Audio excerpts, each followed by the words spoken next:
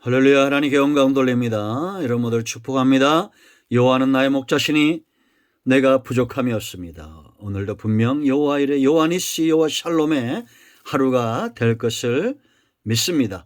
예수 그리스도 이름을 의지하여 승리하는 날 되기를 축원드립니다. 오늘은 이제 17절로 갑니다. 기도하겠습니다. 하나님 감사합니다. 영광이 하나님께 있습니다. 온 마음으로 하나님을 사랑합니다.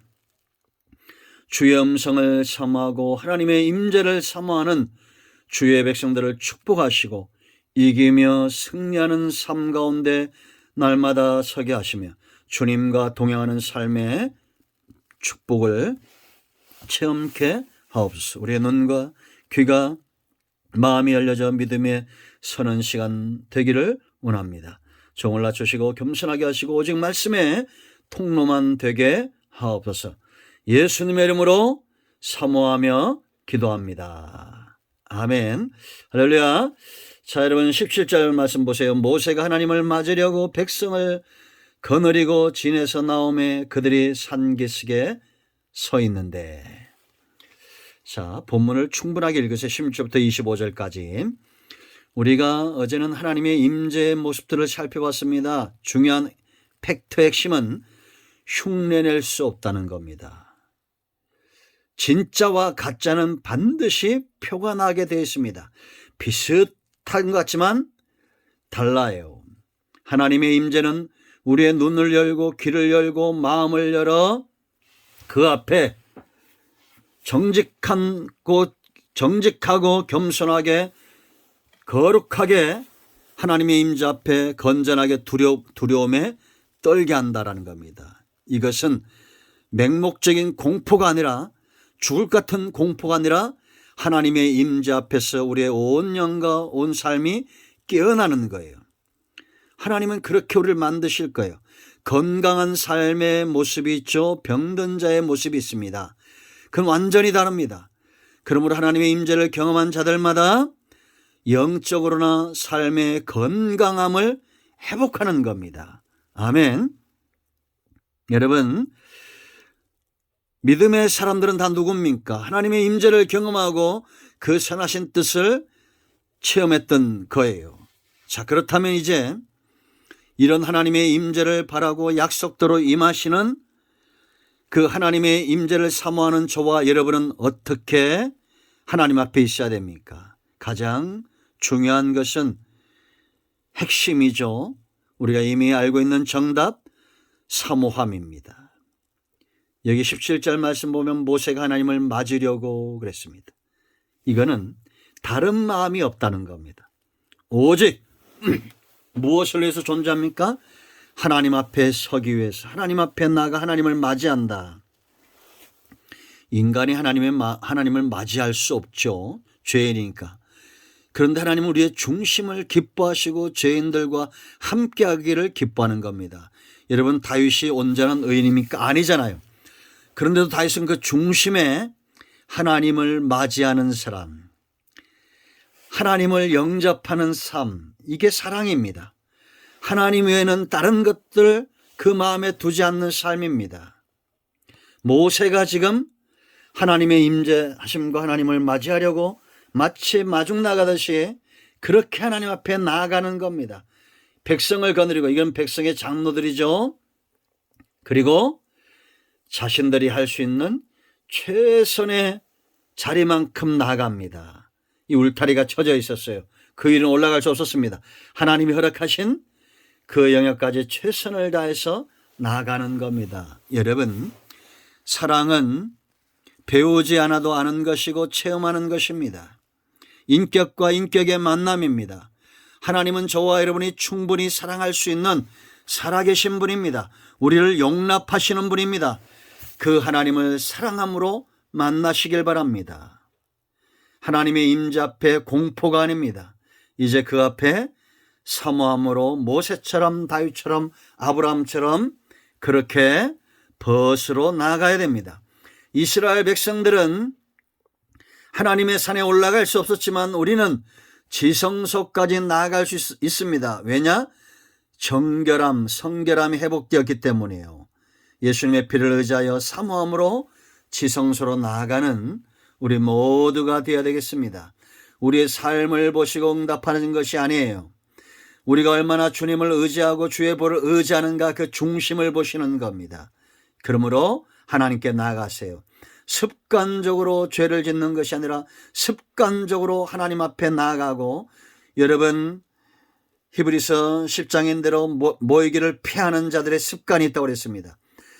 그렇게 우리가 하나님 앞에 나아가고 모이고 예배하는 것을 피하는 것, 이걸 하지 않는 습관은 마귀로부터 오는 것입니다. 그러므로 여러분, 사모함으로 주일에도 나오고 사모함으로 영상도 사모하고 매일같이 시간을 정하고 말씀을 사모하며 이제는 아침으로 저녁으로 그렇게 온종일 하나님의 말씀을 가까이 하는 사모함의 습관이 붙여져야 됩니다. 아멘. 여러분, 하나님의 임재가 없으면 맞을 필요가 없겠죠. 그렇지 않습니까? 하나님이 저와 여러분에게 다가오지 않으신다면 우리는 하나님을 사랑할 수도 없고 하나님께 나아갈 수도 없고 하나님을 맞이할 수도 없습니다. 오지 않는 버스, 오지 않는 기차를 어떻게 기다리겠습니까? 그러나 하나님은 예수 그리스도 안에서 저와 여러분과 합평하시길 원하시는 거예요. 로마서 5장 1절입니다. 우리가 믿음으로 말미암아 의롭다 하심을 얻으시니 그러므로 예수 그리스도 안에서 하나님과 합평을 누리는 이 사랑의 축복, 가까워질 수 있다는 겁니다. 하나님을 맞이하세요. 하나님이 기뻐하는 자리로 나아가세요. 하나님은 이미 예수님을 통해서 저와 여러분을 정결케 하셨고 우리와 만나기를 기대하시는 겁니다. 아멘. 자, 18절 시내산에 연기가 자욱하니 여호와께서 불 가운데서 거기에 강림하심이라. 그 연기가 온기가마 연기같이 떠오르고 온 산이 크게 진동했다라는 겁니다. 하나님 앞에 나아가는 자, 하나님은 소멸하시는 불이라는 걸 아셔야 돼요. 이거는 죄와 불의를 기뻐하지 않는다라는 겁니다.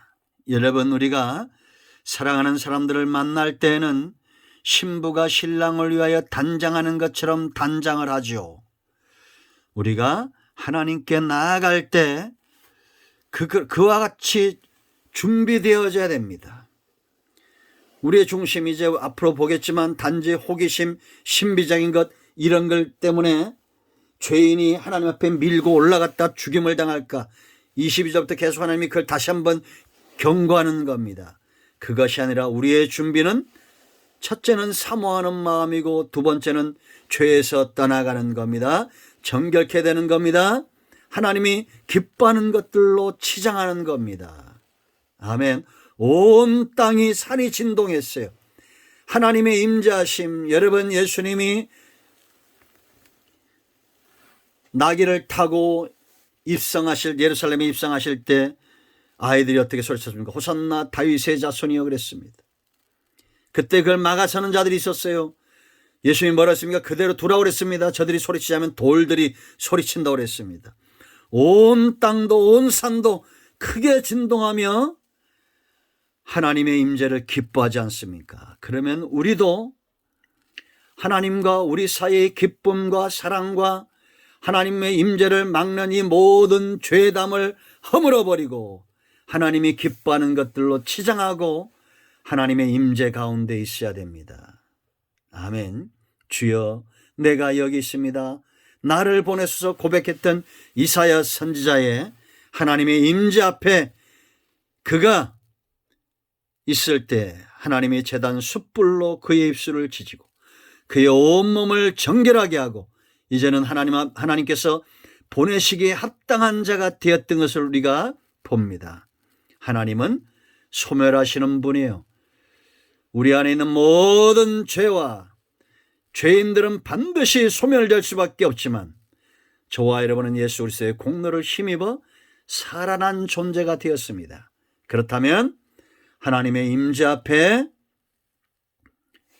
사모함으로, 두 번째는 치장함으로, 죄에서 떠나는 삶으로 나아가야 될 줄로 믿습니다. 아멘. 오늘 여기까지 합니다. 내일은 19절 갑니다. 기도합니다.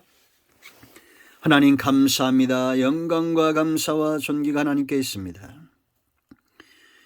주의 보혈을 의지하여 날마다 씻기를 게을리하지 않고 죄에서 떠나며 하나님과의 임재의 깊은 곳으로 나아가기 원하는 사모하는 종과 주의 백성들이 이 말씀을 사모합니다.